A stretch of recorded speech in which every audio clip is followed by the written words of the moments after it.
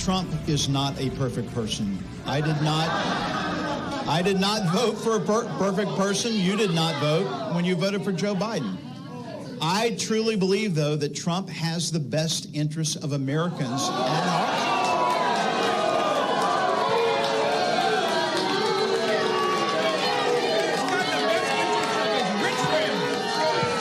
He's got the best interests of Putin and all the other dictators. That's who he wants. He doesn't care about us. He cares about his dictator friends.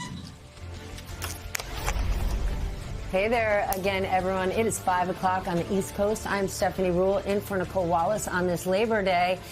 And it may have been summertime, but constituents were not taking it easy. Numerous Republican lawmakers were on the receiving end of serious frustration and straight-up anger from those they represent at recent in-person town halls. And many of these lawmakers were in states that voted overwhelmingly for Donald John Trump. I'm talking about Alabama and Ohio, where constituents slammed Trump's agenda items, things like cuts to Medicaid and the so-called Big Beautiful Bill, his harsh immigration crackdown, the federal takeover of Washington, D.C., and Donald Trump cozying up to dictators. Bottom line, the attendees were loud and clear, saying, "We do not want this." Take a listen at a little more of that anger just from this past week.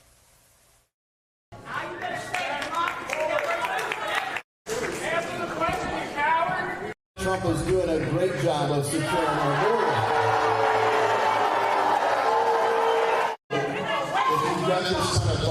Well, the Big Beautiful Bill is actually the Trump tax cut. And I would also say that Trump is not a dictator and he's not going to be a dictator. You may think that. He may have joked about that, quipped about that. That is his personality. I'm not a psychologist. But I'm not going to. You're not helping me. Believe me, you're not helping me. You need to take your head out of Trump's ass and start doing your representation of us. One of the representatives who held a town hall last week, Barry Moore of Alabama, left the event he held in his home district last week through the back door. Moore denied that he had to slip out, saying, quote, "We left like any other event. I think we tried to engage and answer questions, but unfortunately, it got hijacked." But you don't have to take his word for it. Judge for yourself. Why are people not getting due process? Why are immigrants not getting due process? So due process for a citizen and a non-citizen are different. False. Lies. The 5th and 14th Amendments allow for it. The Supreme Court has backed it many times. Shame.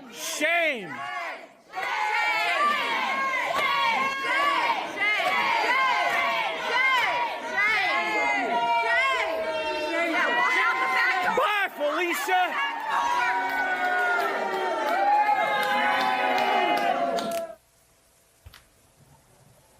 Today, on Labor Day, that same anger we heard at town halls is being taken to the streets. More than 1,000 Workers Over Billionaires events are planned nationwide, protesting against the ultra-wealthy and corruption, looking instead to unify working-class people. Today's protests are organized by the same group that led the massive protests on May 1st, and they write the following, quote, "Just like any bad boss, the way we stop the takeover is with collective action. We are May Day strong, working people rising up to stop the billionaire takeover, not just through the ballot box or the courts, but through building a bigger and stronger movement." The movement against Trump and his party's anti-democratic ways is where we start this hour with three of my all-time favorite gentlemen, the host of the Bulwark podcast, MSNBC political analyst Tim Miller, plus MSNBC senior political analyst and Texas resident Matt Dowd, and Princeton University professor and MSNBC political analyst Eddie Glaude. Mr. Miller, you get the first crack at this. Your reaction to Republican lawmakers getting it handed to them at a whole bunch of town halls. Hey, girl. Well, it's good to be with you. They deserve it, getting it handed to them. They're doing so few of these. I do think it's making it easy for people who are really engaged and really upset right now to organize and get out to those events. And that's what you're seeing, right? Like, we don't, obviously, Alabama is a red state. That's overwhelmingly voting for Republicans. It doesn't mean that there aren't any Democrats in Alabama. There are Democrats. There are independents. There are people that are Republicans who are unhappy with what's happening in the administration. And those are the folks that are motivated to turn out right now. I think that the thing that is probably the most meaningful about this is, that's what really drives midterm elections, energy, engagement, like which side is more motivated to act. Like you're seeing these things that opponents of this administration, broadly defined, are the ones that are the most engaged right now. I think that is a good sign for opposition as we head into, I guess there'll be a couple elections this November and then mostly next November. So I think that's like the biggest takeaway. I'm not sure that you're going to see much change in behavior from these Republicans. They didn't, very few of them actually did town halls, and you can kind of see why. Eddie, what do you think? I completely agree. First of all, it's great to see you, Stephanie. I completely agree with Tim. I think this is a sign of, among a particular portion of the electorate, of deep disagreement with Trump's policies. I think that's only going to intensify as the tariffs begin to impact that grocery bill and the efforts to purchase goods for families and for children and the like. I think that's only going to intensify. But I've yet to see whether or not this is going to translate in terms of a spine for some of these Republicans, as they see much more disagreement among the electorate with regards to Trump's policies. Will that embolden them to disagree with Donald Trump? I don't think so. Will it give them, some cover to create some distance between themselves and Donald Trump's policies? I don't think so. So it's good for the midterms, I think. But in terms of their relationship to Donald Trump, I don't think anything will change. Dr. Dowd, let's go to Chicago, because that is a city where Donald Trump may be deploying troops next. It was also one of the sites of the protests today. And I want to share a bit of sound from a couple of people who are there. Are you concerned about the presence of possibly seeing tanks and National Guard members on our streets? Absolutely. Absolutely. It's important to show up. It really is. It's the only thing we have right now, because Congress is just not doing the job to stop him. So he has no checks and balances except us. The people. That's it. The people are the ultimate check on leadership. I'm pretty sure you agree with that, Matthew. Yeah, I'm just, as I listen to that and watch this over the course of the last few days, I just can't help but think how far afield Donald Trump and the Republican Party has moved from conservative principles. It used to be local control and states' rights was a huge plank of the conservatives. Not only that, was rule of law, global trade, balanced budgets, all of those things. They've thrown every conservative principle out, including this last one, which is local control in the midst of this. In my view, Donald Trump is only using this to try to distract from all of his horrible situation he is in.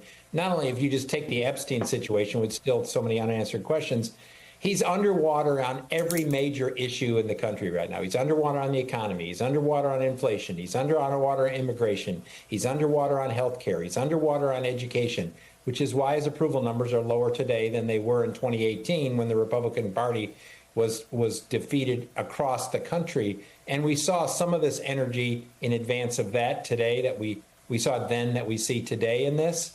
But this is his sort of, I'm going to go to the urban areas, which is like, I'm going to go find black and brown people to blame for somebody else's problem in this. The American public just isn't accepting this, because until you deal with the fundamental issues that they're facing, which is not what Donald Trump is trying to act like it is in Washington, D.C. or Chicago or any other major city, it's that the prices that they have, it's the economy, it's they can't sell their homes, it's the cost of health care. And I think until Donald Trump addresses those, which I don't think he wants to, which is why he's distracting in this, he continues to throw these things out to try to do that, because he's deeply underwater.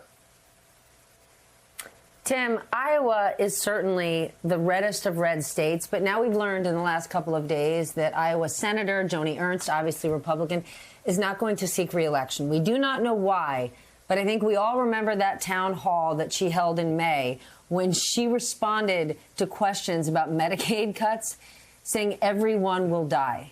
That did not go over well. And despite your feelings for this president, I know you still have a lot of Republicans on speed dial. What do you know about her recent decision not to seek re-election? Sure, and especially in Iowa, I've done a couple of campaigns, have a lot of friends that are working there. Look, I think this actually goes back to the Hegseth confirmation, really, more than the town hall. At the time, you know, we might all roll our eyes at this because the Republicans always seem to fold in the Senate. But that doesn't mean that at least some of them weren't like really seriously contemplating their political choices, you know, in the fallout from Trump's second election. He's nominating all these people that are clearly unqualified. For Ernst, I think she was hoping she might have been on the Secretary of Defense list. She gets passed over for a weekend Fox and Friends anchor. She has deep concerns, personal concerns about sexual assault in the military. He has allegations of sexual assault against him. Obviously isn't going to take that very seriously, has shown disrespect to women in service. And so there was a lot of pressure on her then to vote for him, and I think that she didn't really want to, just projecting a little bit from what I've heard from friends. And she ends up voting for him. And, you know, here she is now in like this situation in the Senate where you just got to do whatever Donald Trump says. You have no independence. You're getting shouted down at town halls. It's not a fun job. So I don't have any sympathy for her. It's a job that she signed up for. But I think if you think about it in that context, it makes sense she's not going to run.